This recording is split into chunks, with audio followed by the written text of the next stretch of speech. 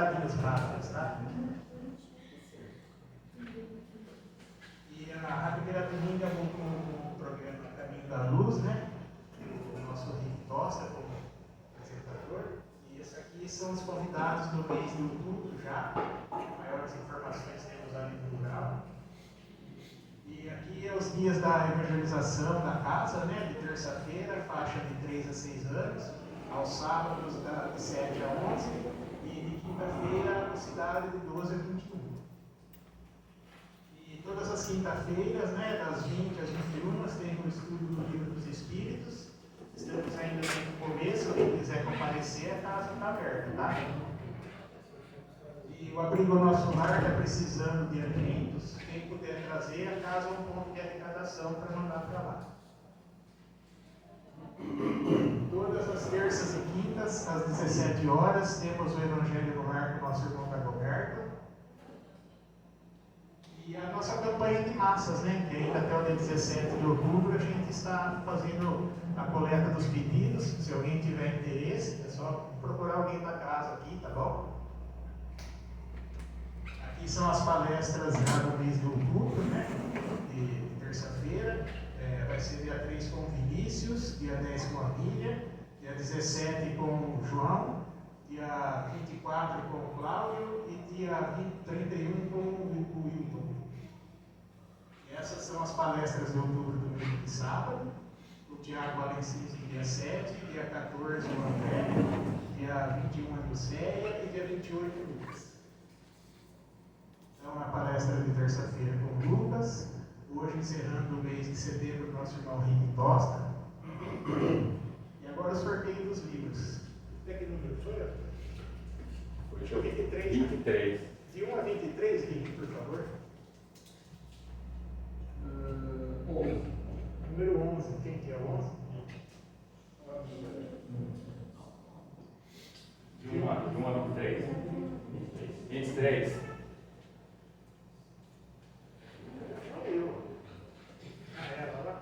Eu leio 23, pode acertar. 12. Ah, você perguntou 10? 12. Ah, 12. Quem que é o 12? 12. Ah, sou eu. Não pode falar que foi combinado. Então fala um número. 15. Cristina. Embaixo de mim eu não vi. Tem uma 23. 14. 8. Número 8. É isso.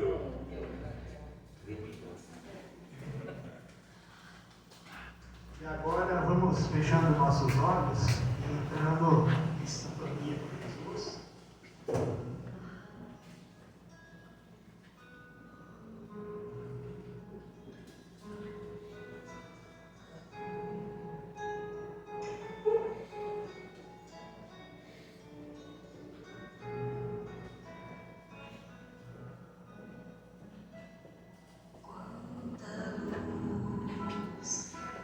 Esse ambiente descendo sobre nós, vibrando em nossa mente.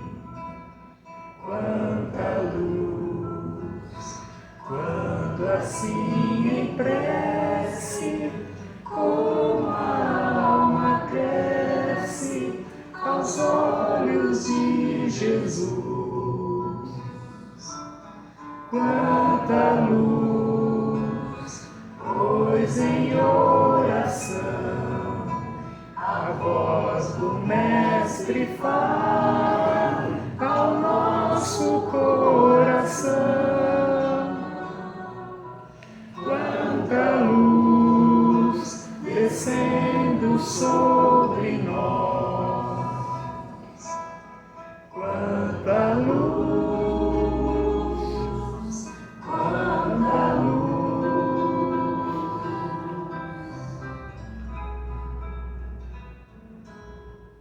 Neste momento, vamos elevar o nosso pensamento ao nosso Mestre Jesus, e a Deus Pai, pedindo, agradecendo essa oportunidade de estarmos em contato com a doutrina espírita, pedimos as bênçãos para que possamos absorver receber os conhecimentos que serão transmitidos pelo nosso palestrante Henrique Tosta, que possamos também ser abençoados durante a hora do passe para recebermos os fluidos salutares dos quais necessitamos.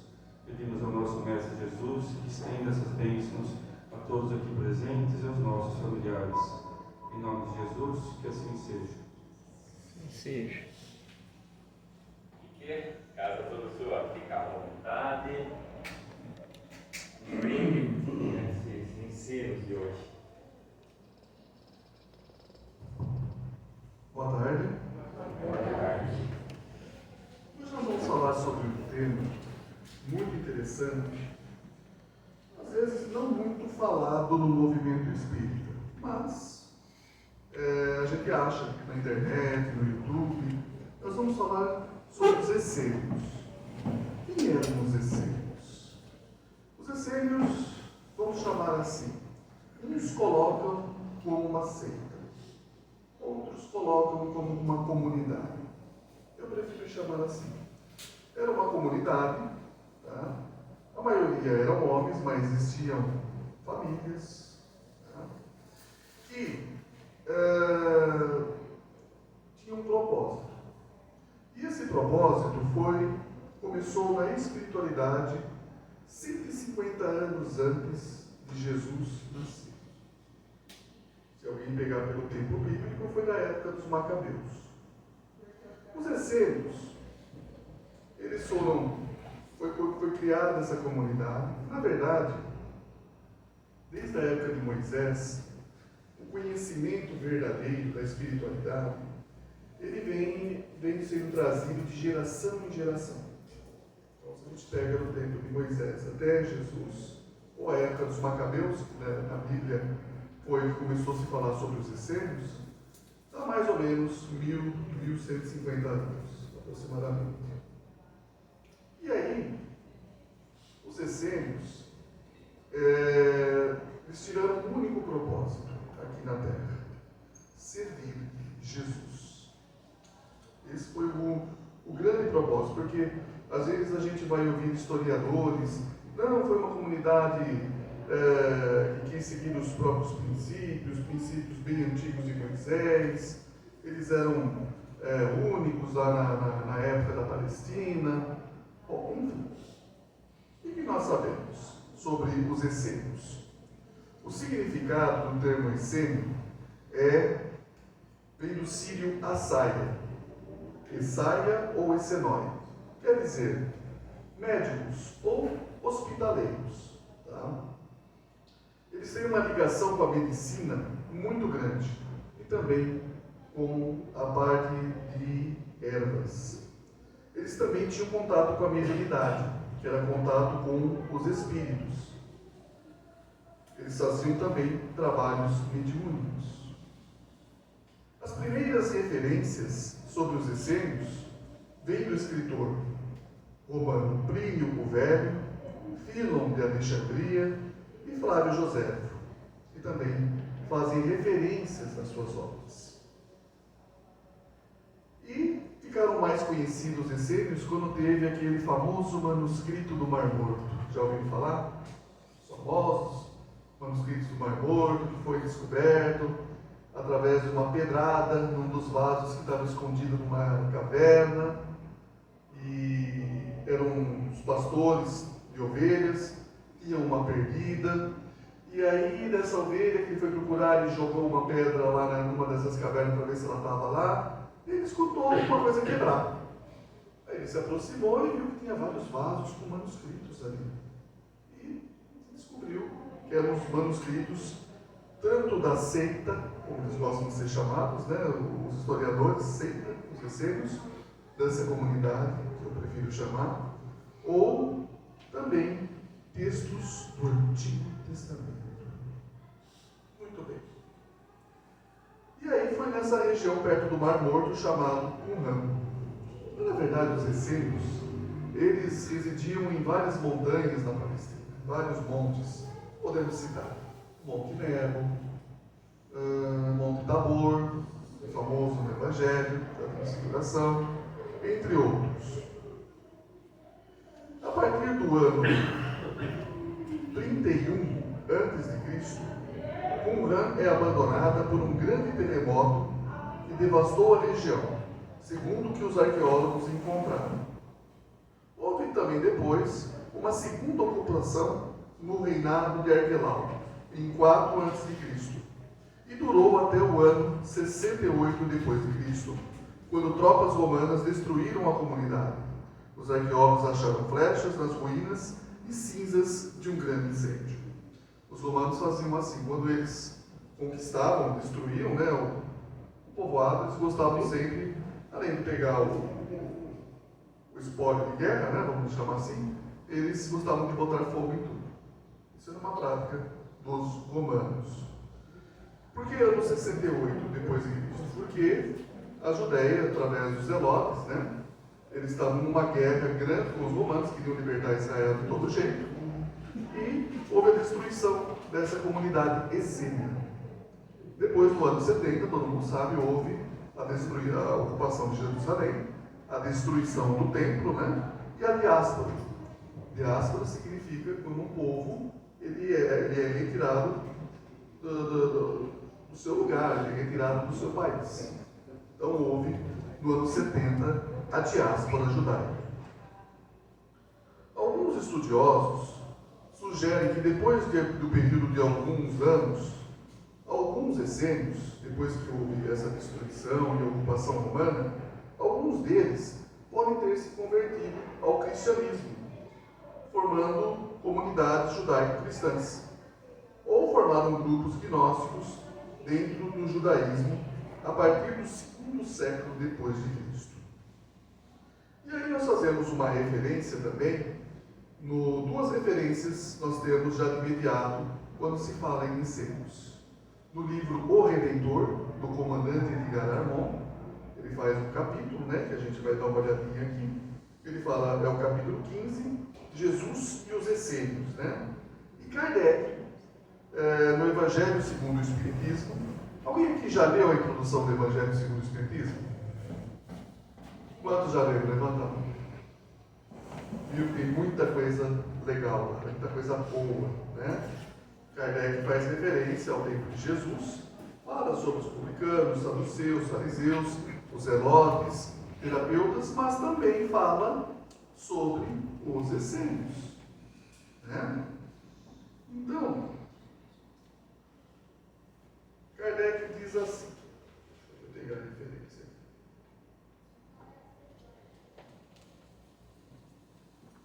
Kardec coloca como seita judaica.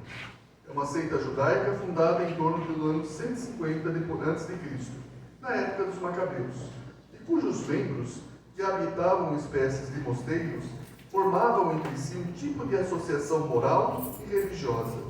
Distinguiam-se pelos costumes brandos e por virtudes austeras.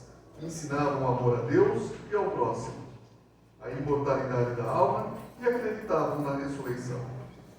Olha aí que interessante, Aí muita gente gosta de associar Jesus com os essênios. Já na obra do comandante Armond, diz o seguinte: há no Evangelho uma lacuna histórica, um profundo silêncio sobre fatos da vida de Jesus, principalmente que vai no período dos 12 aos 30 anos, quando fez a sua primeira peregrinação a Jerusalém. E aí iniciou a pregação pública. A tradição consigna sua presença em alguns lugares fora da Palestina, como por exemplo, no Egito, na Índia, onde teria pregado contra o regime de castas, sob o nome do profeta Issa. Entretanto, não há documentação idônea que confirme tais notícias. O mesmo não sucede, porém, quanto aos essênios, havendo inúmeras comprovações de sua estadia nos santuários dessa comunidade, e obras de caráter mediúnico também confirmam tais referências. Então, assim, os essênios não são mencionados, no Novo Testamento, mas se nós pegarmos que Jesus estava lá e fez a sua transfiguração no Monte Tabor, o Monte Tabor era também dentro de uma comunidade essênia. que houve a famosa transfiguração. Aí o que aconteceu? Né? Após a morte do Calvário, né, que foi a morte de Jesus, juntamente com o trabalho dos apóstolos, com base nos mosteiros essênios, as suas organizações assistenciais formaram hoje, primeiramente, as primeiras comunidades cristãs, e elas se fundiram rapidamente. Algumas correntes do conhecimento colocam João Batista e João Evangelista como pertencentes a essa comunidade, bem como Nicodemos e José de Arimateia.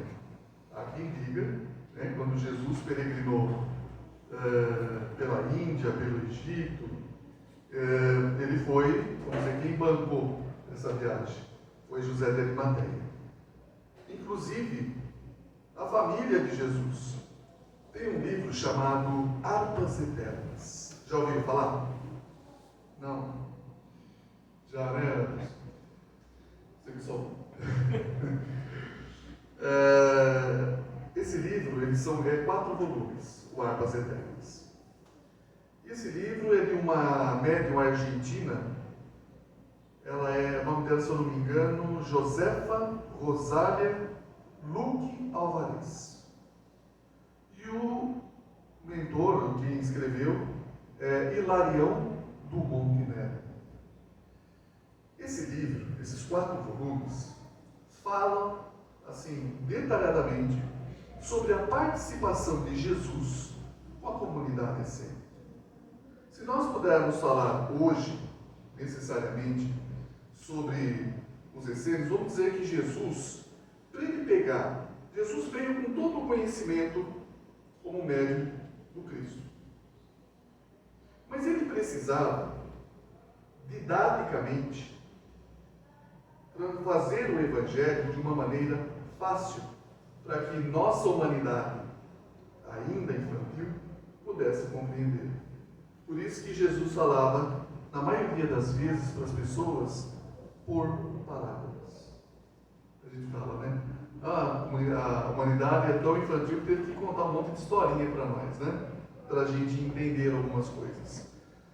Na verdade, a parábola, ela vem muito do Oriente. Então, Jesus, nas suas peregrinações na Índia, no Egito, ele foi com certeza, tomou contato com parábolas. Então, se eu preciso ensinar alguma coisa, por exemplo, para vocês, eu tenho e preciso contar uma história, então eu preciso pegar fatos do cotidiano de vocês para que eu possa transmitir a minha mensagem. Foi assim que Jesus trabalhou a Boa Nova. Lógico, tem um outro livro muito interessante também, chama Ave Luz. Esse livro, Ave Luz, seriam os bastidores, veja bem, de vários temas que a gente trabalha, mas que os apóstolos à noite questionavam Jesus, né? Por exemplo, alegria, tristeza, amor, desânimo, felicidade, e vai tratando. Cada apóstolo, às vezes acontecia alguma coisa naquele dia, chegava à noite para Jesus, olha Jesus, acontecia tal coisa, e aí Jesus dava toda uma explicação, sem palavras. Era a explicação esotérica, né? com S, né? Esotérica com X, que é aquela que é exatamente a de parábolas, que é falada a público. E tinha aquela, em particular, com os discípulos. Tá? Jesus ensinava. Isso era uma prática interessante. E os essênios não eram diferentes. A gente vai perceber que muita coisa que os essênios faziam, Jesus absorveu. E algumas comunidades cristãs também absorveram. Exemplo, batismo. Não tem aquele batismo tradicional na igreja, né? Que o padre derrama, né? Água sobre o bebê e tal. Mas tem aqueles mais famosos que mergulham a pessoa, né? Seja no riacho, seja no tanque e tal. Isso era uma prática essênica. Porque o batismo dos essênios era quando o noviço, para ele poder ser um essênio e entrar na comunidade, ele ele demorava pelo menos 3 anos. E aí sim se fazia o batismo dele. Tudo, se ele fosse uma pessoa de posses, tudo que ele tinha era de todos, ou seja, todas as posses dele ele deixava na comunidade. Isso me lembrava muito dos templários. Os templários faziam isso, né? Eles deixavam, se a pessoa tinha posses, né, alguma coisa, deixavam para a ordem. Né? Enfim, a gente cita o batismo como exemplo. Aqui, as práticas que eles faziam. A água para os essênios era fundamental. Eles, toda vez que eles iam se alimentar, eles tomavam banho. Eles se banhavam. Por quê? Tomavam banho antes das refeições, pois a água para eles era um elemento purificador. Tá? Então, para eles, o corpo tinha que estar limpo para que pudesse receber o alimento. Então, a água e o alimento eram sagrados para os essênios. Tá? Não sacrificavam animais e obedeciam sempre à ordem do líder da comunidade. Ou seja, eles eram extremamente vegetarianos. Acreditavam na cura pela imposição das mãos. Aplicavam regras de purificação do alimento, batizavam os iniciados na água, como eu falei, né? E guardavam o nome de Deus, né? Que aí já é uma tradição mais judaica. Ou seja, a imposição das mãos, quando a gente recebe o passe aqui na casa espírita, ela não é, para quem não sabe, ela não é do espiritismo. Tá? Ela é uma prática simples, terapêutica, mas muito mais antiga. Existem, se a gente pegar a história do passe, por exemplo, vem desde o Antigo Egito, a gente vê as gravuras deles estendendo a mão, né? e fazendo a transmissão de energia. Para eles, na hierarquia espiritual, depois do nome de Deus, era o nome de Moisés. E era o nome que merecia maior veneração. Embora eles estavam esperando o príncipe da paz. Aqui é um detalhe que eu coloco, que é Jesus. Vocês ouvem muito, né, esse termo príncipe da paz. Vocês sabem como surgiu esse termo? É até interessante essa história. Esse termo príncipe da paz vem dos manuscritos que estavam escondidos no Vaticano, chamado Evangelho Essênio da Paz. O Vaticano, nos anos 20, contratou um especialista em línguas. O nome dele, se eu não me engano, era Edmond Bordeaux Zekeli. Era húngaro. Era a maior autoridade no assunto na época. E aí, pediram para que ele, o Vaticano, né, o Papa chamou ele, olha, nós precisamos que tenha alguns livros que estejam na nossa biblioteca e que tenham influenciado São Francisco de Assis. Você teria como tentar achar esses livros? A gente vai deixar uma parte da biblioteca à sua disposição. A biblioteca do Vaticano tinha quilômetros, só para vocês terem uma ideia. E ele procurou pesquisar esses livros de Francisco, que poderiam ter influenciado Francisco de Assis. E não é que ele topa com uma obra escrita em aramaico, né, chamado O Evangelho Essênio da Paz? Em vez de ele procurar os livros de Francisco de Assis, ele pega esses manuscritos, os traduz e publica. O Papa ficou furioso, né? Não sei porquê, não queriam que nós soubéssemos, né, da existência desse Evangelho, né, porque nele Jesus fala muita coisa. Na internet, inclusive eu fiz o download desse, na verdade são 4 volumes. Na internet está publicado só uma parte, que até daria uma outra palestra. Esse Evangelho Essênio da Paz, que tem muita coisa dos ensinamentos de Jesus. Só para vocês terem uma ideia, o que aconteceu com o Zé? Foi excomungado. E qual era a hierarquia dentro da comunidade essênia? Tinha uma hierarquia altamente respeitada, baseada no saber, na idade e nas virtudes morais. Os que tinham uma mediunidade diferenciada eram separados para o intercâmbio espiritual e ao exercício da medicina. Como eu disse, não comiam carne e nem faziam uso de álcool. Na comunidade, trabalhavam nas suas respectivas profissões, praticando a máxima caridade ao próximo. Eles são chamados também de irmãos de branco, sempre se vestem de branco. Se você fosse para uma comunidade essênia e, olha, não estou me sentindo bem, está acontecendo tal coisa, tal, eles te recolhiam. É como se você se internasse. Por isso que alguns significados dos essênios, eles são chamados também de hospitaleiros, que aí vem a origem da palavra hospital. E por que eles se vestem de branco? Ou os médicos, hoje a maioria ainda se vestem de branco até hoje. Então tem um significado lá atrás. Tá? E eles se recolhiam.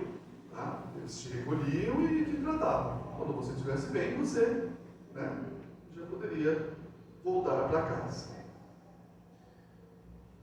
Quando você tinha uma profissão também, eles aproveitavam a profissão. Por exemplo, eu sou um tecelão, então trabalho com tecelagem. Então, cada um trabalhava na sua respectiva profissão. Cultivavam, olha que coisa, eles tinham uma técnica tão grande, porque como é que eles poderiam, naquele deserto, perto do Mar Morto, a água extremamente salgada, não dava para cultivar nada. Como que eles conseguiram ter uma agricultura e um vegetarianismo tão próspero? Esse é um dos grandes mistérios dos conhecimentos dos essênios que não são explicados para nós até hoje.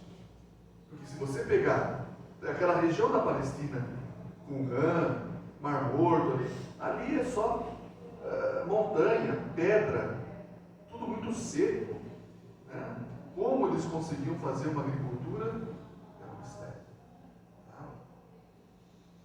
Quando eles viajavam, não levavam bagagem, roupas ou objeto de uso, porque por onde passavam, sempre tinha alguém ligado à ordem para acolhê-los. Sempre tinham pessoas nas cidades que podiam acolher com essênio, quando ele precisasse fazer a peregrinação. Como que os saduceus e os fariseus, por exemplo, olhavam os essênios? Como verdadeiros homens santos, por incrível que pareça.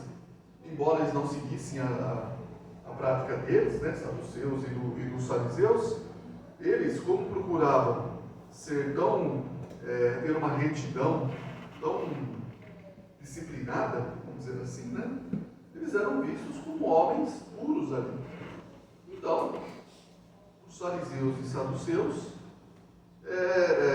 viam eles até com bons olhos.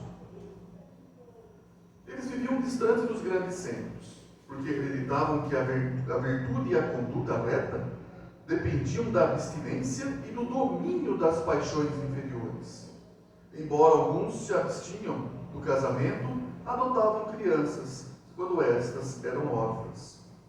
Quando o iniciante entrava na seita, eles exigiam os bens pessoais para que tudo fosse revertido à ordem e tudo era de todos. Segundo o historiador Flávio José, algumas comunidades essênias adotavam o casamento, porque para eles, quem não se casava perdia a parte mais importante da vida, que era a procriação. Se todos tivessem a mesma ideia de celibato, ele faz a pergunta: o que seria da raça humana? Ainda segundo o historiador, as mulheres passavam por um teste de 3 anos, e se provassem que pudessem parir, então haveria o casamento.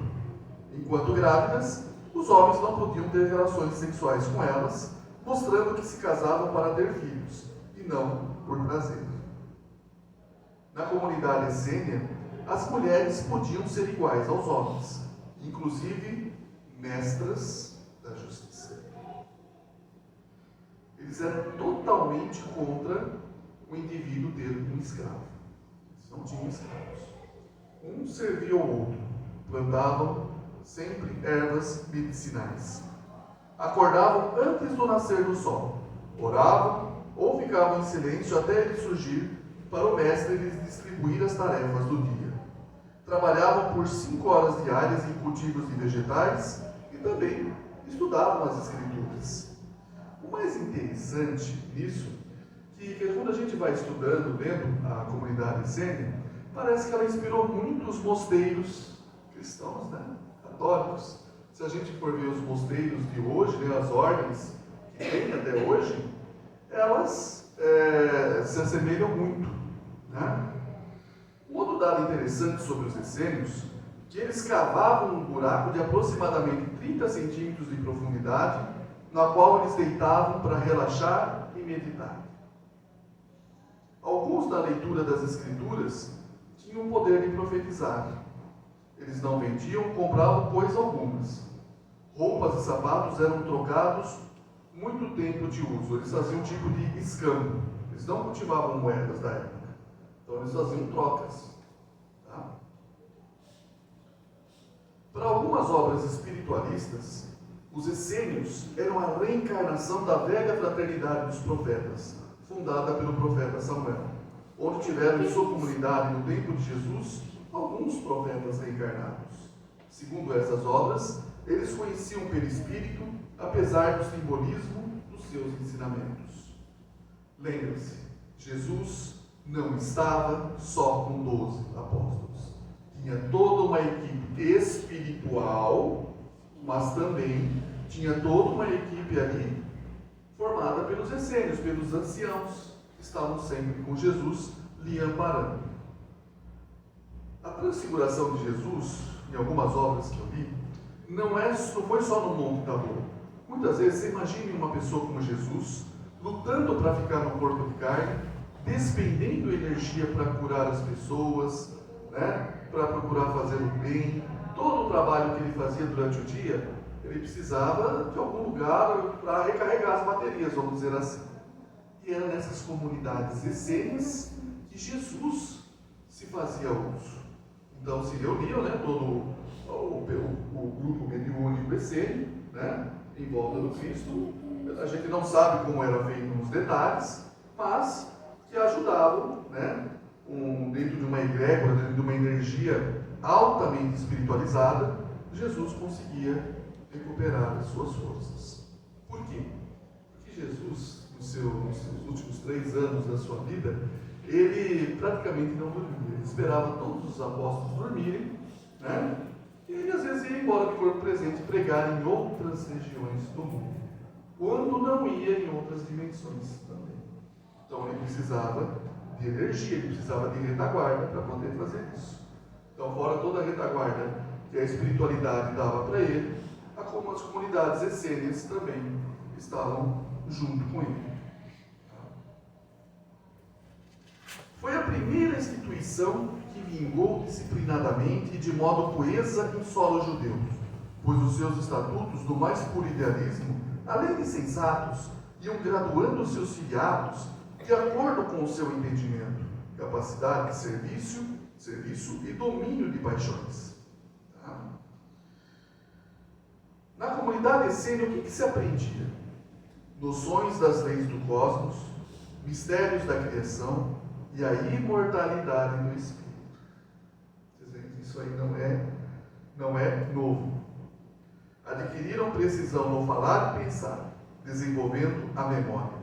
O que conhecemos hoje no Evangelho, no espaço e leis divinas, os velhos essênios já ensinavam nos seus reclusos mosteiros. Se proclamavam a nova aliança de Deus com Israel. Todos tinham a chama divina e acreditavam na imortalidade da alma, sendo reencarnacionistas. O sol para eles era o símbolo sagrado da iluminação interior e os seus astros, seu sentido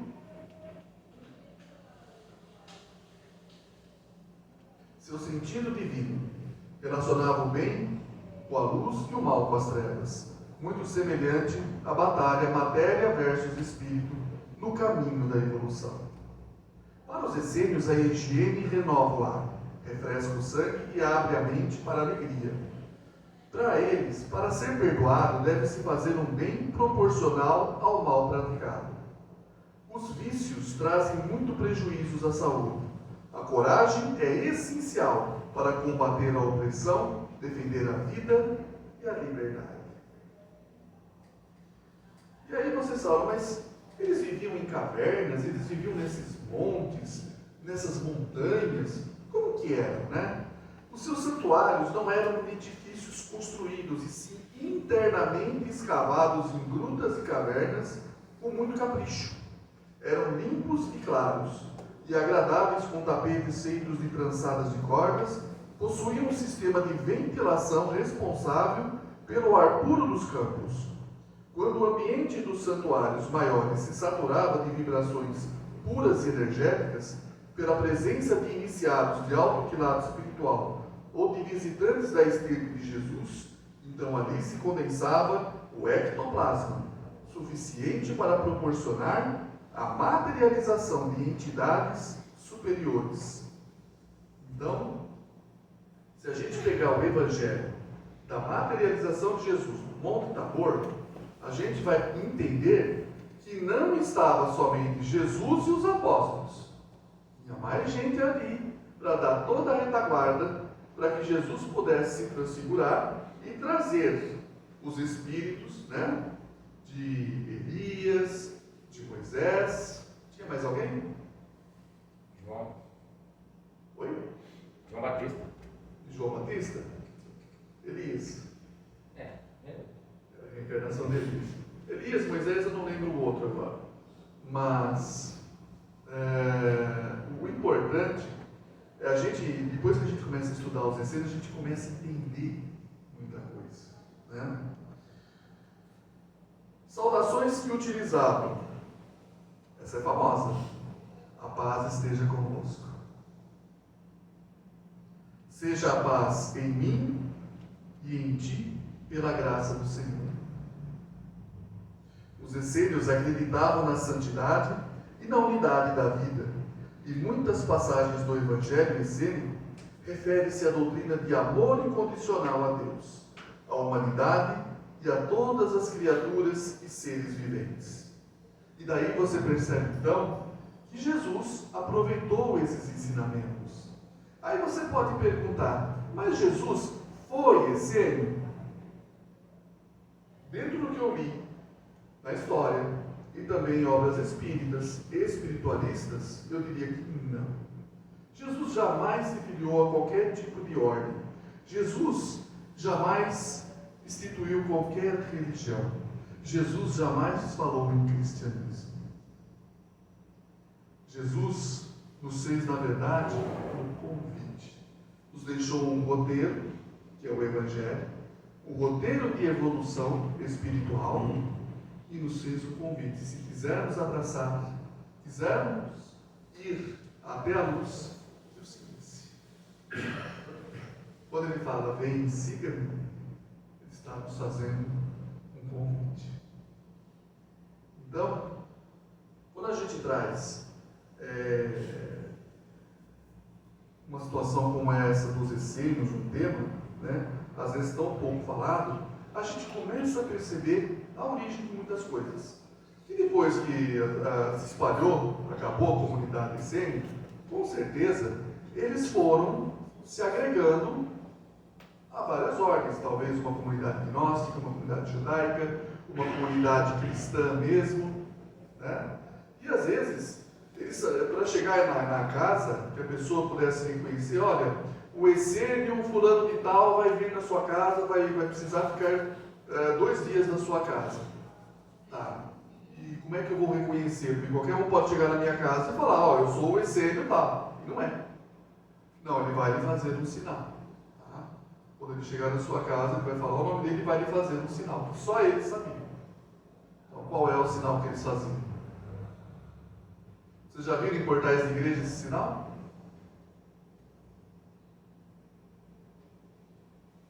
Nunca viu? Anderson? Ou um assim, ou assim, ou assim. Nunca reparei. Vou Não. começar a olhar. Começa a olhar. Tem muitas gravuras que você vê Jesus fazendo isso aqui. Isso quer dizer que a comunidade essênia jamais morreu.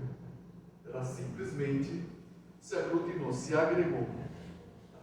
Algumas formando os templários, outros Rosa-Cruzes, outros maçons, né? Outras ordens iniciáticas. Não importa. O importante, tudo que eles deixaram uma contribuição fantástica. Se em 1947, que foi descoberto os manuscritos do Mar Morto, e eles só foram nos anos 90, na verdade, que eles começaram a ser traduzidos, tem muita coisa ainda que não nos foi revelada. Se escreve em livros, né? Talvez alguns pareceres, mas a gente não tem ideia, mas lembra que os essênios estavam aí. E aí você para pensar. Bom, Kardec os colocou no Evangelho segundo o Espiritismo na introdução. Como é que Kardec sabia disso? Com certeza o codificador tenha lido Flávio Joséfo, Plínio Velho e todos esses historiadores mais antigos. Então, a gente percebe que nesse tema dos essênios, muita coisa se absorveu deles. Comunidades cristãs, né? Mosteiros, né? Cristãos, muita coisa se absorveu das suas práticas.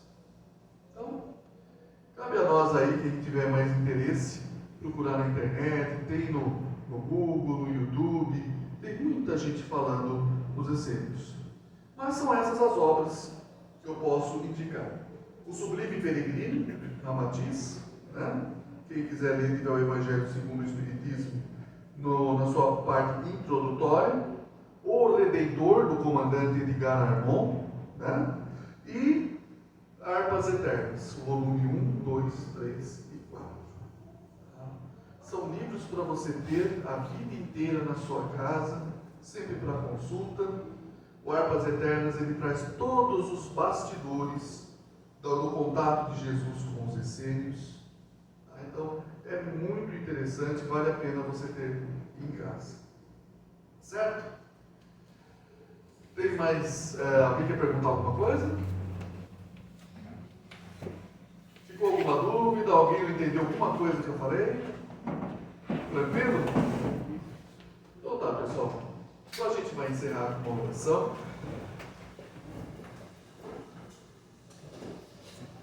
Nesse momento, Senhor, vamos elevar o nosso pensamento até Ti, agradecendo por mais uma oportunidade de todos nós estarmos aqui reunidos em Seu nome. Gratidão, Senhor, pela oportunidade de estar mais um dia aqui nesse mundo, onde podemos trabalhar, servir, ser útil, ensinar e também aprender. Gratidão, Senhor, por nos amar, nos ensinar o que é o amor verdadeiro, e que possamos a cada dia perdoar incondicionalmente, para que possamos nos livrar das amarras da mágoa e do ódio, e que só o amor, a esperança num futuro melhor, numa manhã melhor, se faça presente no nosso espírito. Que cada dia seja um dia de aprendizado e de muita luz no nosso caminho. Gratidão. Que assim seja.